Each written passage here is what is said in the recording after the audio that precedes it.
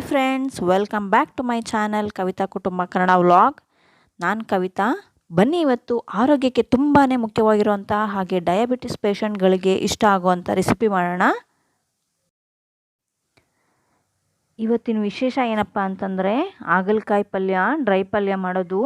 ಜನರಲ್ಲಾಗಿ ಹಾಗಲಕಾಯಿ ಅಂದರೆ ಕಹಿ ಇರುತ್ತೆ, ನಾನು ತಿನ್ನಲ್ಲ, ನನಗೆ ಇಷ್ಟ ಆಗಲ್ಲ ಅಂತ ಮೂಗು ಮುರಿಯೋರೇ ಜಾಸ್ತಿ ಅಲ್ವಾ. ಮಕ್ಕಳು ಕೂಡ ತಿನ್ನಲ್ಲ ಅಂಥವರೆಲ್ಲ ಇಷ್ಟಪಟ್ಟು ಬಾಯಿ ಚಪ್ಪರಿಸ್ಕೊಂಡು ಇನ್ನೂ ಸ್ವಲ್ಪ ಹಾಕಿ ಅಂತ ಕೇಳಿ ಹಾಕಿಸ್ಕೊಂಡು ತಿಂತಾರೆ. ಆಗಿರುತ್ತೆ ಈ ಪಲ್ಯ. ಈ ಹಾಗಲಕಾಯಿ ಬಳಸೋದಕ್ಕೂ ಮುಂಚೆ ಹಾಗೆ ತಿನ್ನೋದಕ್ಕೂ ಮುಂಚೆ ಇದರ ಪ್ರಯೋಜನಗಳೇನು ಅಂತ ತಿಳ್ಕೊಳ್ಳೋಣ ಬನ್ನಿ. ಈ ತರಕಾರಿನ ನೋಡೋದಕ್ಕೂ ಚೆನ್ನಾಗಿಲ್ಲ, ತಿನ್ನೋದಕ್ಕೂ ಕಹಿ ಅನ್ನೋರೇ ಜಾಸ್ತಿ ಅಲ್ವಾ. ಆದರೆ ಇದರಲ್ಲಿ ಆರೋಗ್ಯಕ್ಕೆ ಬೇಕಾಗಿರೋಂಥದ್ದು ತುಂಬಾ ಬೆನಿಫಿಟ್ಸ್ ಇದೆ ಫ್ರೆಂಡ್ಸ್. ಬ್ಲಡ್ ಶುಗರ್ ಇರೋವಂಥವ್ರಿಗೆ ಅವ್ರ ಶುಗರ್ ಲೆವೆಲ್ನ ಕಂಟ್ರೋಲ್ ಮಾಡೋಕ್ಕೆ ಮಾಡಿಸಿದ ತರಕಾರಿ ಇದು. ಹಾಗೆ ಕ್ಯಾನ್ಸರ್ ಇರೋರಿಗೂ ಕೂಡ ಅದರ ವಿರುದ್ಧ ಹೋರಾಡೋದಕ್ಕೆ ತುಂಬಾ ಹೆಲ್ಪ್ ಆಗುತ್ತೆ. ಇದರಲ್ಲಿ ಹೈ ಪೊಟ್ಯಾಸಿಯಮ್ ಇರೋದ್ರಿಂದ ನಮ್ಮ ಬಾಡಿಯಲ್ಲಿ ಹೆಚ್ಚಾಗಿರೋಂಥ ಸೋಡಿಯಂ ಕಂಟೆಂಟ್ನ ಅಬ್ಸರ್ವ್ ಮಾಡಿ ಬ್ಲಡ್ ಪ್ರೆಷರ್ನ ಕಡಿಮೆ ಆಗೋ ರೀತಿ ಮಾಡುತ್ತೆ ಇದು. BP ಇರೋರಿಗೂ ಕೂಡ ತುಂಬಾ ಒಳ್ಳೆಯದು ಈ ತರಕಾರಿ. ಓಕೆ ಫ್ರೆಂಡ್ಸ್, ಬನ್ನಿ ಈಗ ಹೇಗೆ ಈ ಪಲ್ಯ ಮಾಡೋದು ಅಂತ ನೋಡೋಣ. ಅದಕ್ಕೂ ಮುಂಚೆ ನೀವಿನ್ನೂ ನನ್ನ ಚಾನಲ್ಗೆ ಮೊದಲನೇ ಸರಿ ವಿಸಿಟ್ ಮಾಡಿರೋದು ಅಂದರೆ ಪ್ಲೀಸ್ ಸಬ್ಸ್ಕ್ರೈಬ್ ಮಾಡ್ಕೊಂಡು ನೋಡಿ. ಹಾಗೆ ವಿಡಿಯೋಗೆ ಲೈಕ್ ಕೊಡೋದು ಮಾತ್ರ ಮರಿಬೇಡಿ. ಮಾಡಿದ್ರಿ ಅಲ್ವಾ ಲೈಕು? ಬನ್ನಿ ಸ್ಟಾರ್ಟ್ ಮಾಡೋಣ. ಮೊದಲಿಗೆ ನಾನಿಲ್ಲಿ ಅರ್ಧ kg ಹಾಗಲಕಾಯಿ ತೊಗೊಂಡಿದ್ದೀನಿ. ಇದು ಗ್ರೀನ್ ಕಲರ್ದು ಅಂದರೆ ಹಸಿರಾಗಿರುತ್ತಲ್ಲ ಅಂಥ ಹಾಗಲಕಾಯಿ. ಇದರಲ್ಲಿ 2 ಟೈಪ್ ಬರುತ್ತೆ, ಬಿಳಿದು ಬರುತ್ತೆ ಹಾಗೆ ಹಸಿರುದು ಕೂಡ ಬರುತ್ತೆ.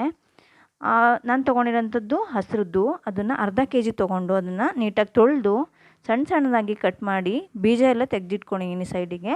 ಬೀಜ ಎಲ್ಲ ತೆಗೆದು ಕಟ್ ಮಾಡಿ ಒಂದು ಪಾತ್ರೆಗೆ ಸ್ವಲ್ಪ ಉಪ್ಪು ಹಾಕಿ ಹಾಗೆ ಬಿಟ್ಟಿದ್ದೀನಿ. ಉಪ್ಪೇನಕ್ಕೆ ಹಾಕೋದು ಅಂತಂದರೆ ಅದರಲ್ಲಿರೋಂಥ ಕಹಿ ಅಂಶ ಎಲ್ಲ ಅದು ಎಳ್ಕೊಳ್ಳುತ್ತೆ. ಹಾಗಾಗಿ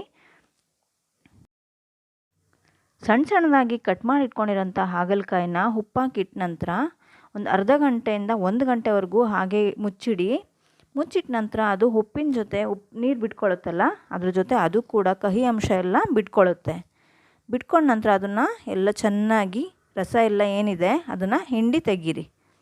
ಚೆನ್ನಾಗಿ ರಸ ಎಲ್ಲ 2 ಕೈ ಸಹಾಯದಿಂದ ಚೆನ್ನಾಗಿ ಹಿಂಡ್ಕೊಳ್ಳಿ. ಅದನ್ನು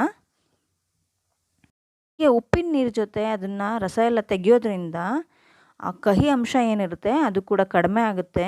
ಇದು ಒಂದು ರೀಸನ್ನು. ಆನಂತರ ನೋಡಿ ಇಷ್ಟು ರಸ ಸಿಗುತ್ತೆ ನಮಗೆ ಕಹಿ ಅಂಶದ್ದು. ಆನಂತರ ಕಟ್ ಮಾಡಿ ಇಟ್ಕೊಂಡಿರೋಂಥದ್ದೇನಿದೆ ಹಾಗಲಕಾಯಿ ಅದನ್ನು ಒಂದು ಬಾಣಲೆಗೆ ಹಾಕಿ 1 2 ರಿಂದ 3 ಟೇಬಲ್ ಸ್ಪೂನಷ್ಟು ಎಣ್ಣೆ ಹಾಕ್ಕೊಂಡು ಚೆನ್ನಾಗಿ ಹುರ್ಕೋಬೇಕು. ಅದನ್ನು ಒಂದು 10 ರಿಂದ 15 ನಿಮಿಷ ಚೆನ್ನಾಗಿ ಐ ಫ್ಲೇಮಲ್ಲಿ ಹುರ್ಕೊಳ್ಳಿ. ಅದು ಗ್ರೀನ್ ಕಲರ್ ಇರೋವಂಥದ್ದು ಗೋಲ್ಡನ್ ಬ್ರೌನ್ ಕಲರ್ ಬರುತ್ತೆ, ಅಲ್ಲಿವರೆಗೂ ಚೆನ್ನಾಗಿ ಹುರಿಬೇಕು. ನೋಡಿ ಈ ಹದಕ್ಕೆ ಬರೋವರೆಗೂ ಚೆನ್ನಾಗಿ ಹುರ್ಕೋಬೇಕು. ನೀವು ಎಷ್ಟು ಬಾಡಿಸ್ಕೋತೀರೋ ಅಷ್ಟು ಚೆನ್ನಾಗಿ ಬರುತ್ತೆ, ಕ್ರಿಸ್ಪಿಯಾಗಿರುತ್ತೆ. ಒಂಥರ ಚಿಪ್ಸ್ ತಿಂದಂಗೂ ಆಗುತ್ತೆ, ಪಲ್ಯ ಥರನೂ ಬರುತ್ತೆ.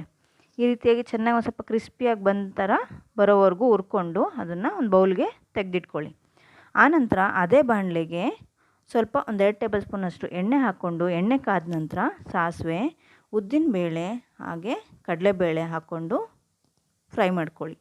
ಅದು ಸ್ವಲ್ಪ ಗೋಲ್ಡನ್ ಬ್ರೌನ್ ಕಲರ್ ಬಂದ ನಂತರ ಅದಕ್ಕೆ 1 2 ರಿಂದ 3 ಒಣಮೆಣಸಿನ್ಕಾಯಿನ ಮುರಿದು ಹಾಕ್ಕೊಳ್ಳಿ. ಆನಂತರ 1 2 ದಪ್ಪ ಈರುಳ್ಳಿನ ಉದ್ದುದವಾಗಿ ಕಟ್ ಮಾಡಿ ಇಟ್ಕೊಂಡಿದ್ದೀನಿ ನಾನಿಲ್ಲಿ. ಈರುಳ್ಳಿ ಜಾಸ್ತಿ ಹಾಕಿದಷ್ಟು ಟೇಸ್ಟ್ ಚೆನ್ನಾಗಿರುತ್ತೆ, ಎಷ್ಟು ಹಾಕಿದ್ರೂ ಚೆನ್ನಾಗಿರುತ್ತೆ. ಇದು ಈರುಳ್ಳಿ ಜಾಸ್ತಿ ಹಾಕಬೇಕು ಇದಕ್ಕೆ, ಹಾಗಾಗಿ ಜಾಸ್ತಿ ತೊಗೊಂಡಿದ್ದೀನಿ. ಈರುಳ್ಳಿ ಬೇಗ ಬೇಯಲಿ ಅಂತ ಹೇಳ್ಬಿಟ್ಟು ಒಂದು ಸ್ವಲ್ಪ ಸಾಲ್ಟ್ ಹಾಕೋತಾ ಇದ್ದೀನಿ. ಮೊದಲಿಗೆ ಒಂದು ಸ್ವಲ್ಪ ಕಟ್ ಮಾಡುವಾಗ ಸಾಲ್ಟ್ ಹಾಕಿದ್ದೆ, ಈಗ ಒಂದು ಸ್ವಲ್ಪ ಹಾಕ್ಕೊಂಡಿದ್ದೀನಿ. ನೋಡಿಕೊಂಡು ಹಾಕ್ಕೊಳ್ಳಿ ಎಷ್ಟು ಬೇಕೋ ಅಷ್ಟು. ನೋಡಿ ಈ ಹದಕ್ಕೆ ಬರಬೇಕು ಈರುಳ್ಳಿ. ಇಷ್ಟು ಫ್ರೈ ಆದ ನಂತರ ಮೊದಲಿಗೆ ಫ್ರೈ ಮಾಡಿಟ್ಟಿದ್ವಲ್ಲ ಹಾಗಲಕಾಯಿನ ಕಟ್ ಮಾಡಿ ಇಟ್ಕೊಂಡಂಥದ್ದು ಆ ಫ್ರೈ ಮಾಡಿರೋಂಥ ಹಾಗಲಕಾಯಿನ ಹಾಕಿ ನಂತರ ತೆಂಗಿನಕಾಯಿ ತುರಿ ಹಾಕಿ, ಹಸಿ ತೆಂಗಿನ ತುರಿ ಹಾಕಿ. ಎಷ್ಟು ತೆಂಗಿನಕಾಯಿ ತುರಿ ಎಷ್ಟು ಈರುಳ್ಳಿ ಹಾಕ್ತೀವಿ ಅಷ್ಟು ಟೇಸ್ಟ್ ಕೊಡುತ್ತೆ. ಇದು ತುಂಬಾ ಚೆನ್ನಾಗಿರುತ್ತೆ. ಚಪಾತಿ, ರೊಟ್ಟಿ, ಪಲ್ಯ ಯಾವುದ್ರ ಜೊತೆ ಬೇಕಾದ್ರೂ ನೆಂಚ್ಕೊಂಡು ತಿನ್ಬೋದು. ಅನ್ನ ಸಾಂಬಾರು ಜೊತೆಗೂ ಕೂಡ ಸೈಡ್ ಡಿಶ್ ಆಗಿ ಯೂಸ್ ಮಾಡ್ಬೋದು ಇದನ್ನು. ಕೊನೆಯದಾಗಿ ಸರ್ವ್ ಮಾಡ್ಕೊಳ್ಳೋ ಟೈಮಲ್ಲಿ ಕೊತ್ತಂಬರಿ ಸೊಪ್ಪು ಹಾಕಿ ಮಿಕ್ಸ್ ಮಾಡ್ಕೊಳ್ಳಿ. ನನ್ನ ಆ ಕ್ಲಿಪ್ಪಿಂಗ್ ಮಿಸ್ ಆಗಿದೆ, ಹಾಗಾಗಿ ನಾನು ಹಾಕಿಲ್ಲ ಅದನ್ನು. ಓಕೆ ಫ್ರೆಂಡ್ಸ್, ಈ ವಿಡಿಯೋ ಇಷ್ಟ ಆಗಿದ್ರೆ ಲೈಕ್ ಮಾಡಿ, ಶೇರ್ ಮಾಡಿ, ಕಮೆಂಟ್ ಮಾಡಿ, ಸಬ್ಸ್ಕ್ರೈಬ್ ಮಾಡ್ಕೊಳ್ಳೋದು ಮರಿಬೇಡಿ. Thank you for watching.